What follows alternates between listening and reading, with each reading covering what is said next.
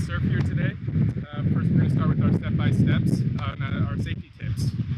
So the first thing to think about with our safety tips is the surf conditions. When you're learning how to surf, you want the surf to be small, you want it to be slow rolling waves. The second thing you want to worry about is your equipment. When looking at your equipment, you want to make sure you have a neck that's totally still, totally fine.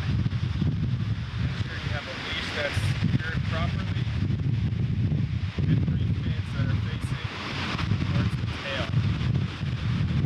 Be aware of the surf conditions. If it's too big, you want to stay as shallow as possible. You're going to want to start standing up only on the whitewash, so you don't want to go too far out past the breakers. You want to know the tides.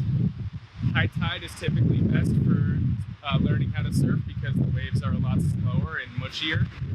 So when you first get on the board and you're trying to surf, you're going to want to lay down and have your feet at the tail of the board.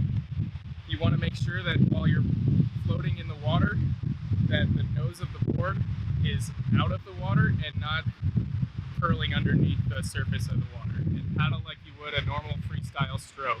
When the wave comes, wait until it takes you with it, put both hands shoulder width, and do a push-up up to a pop-up.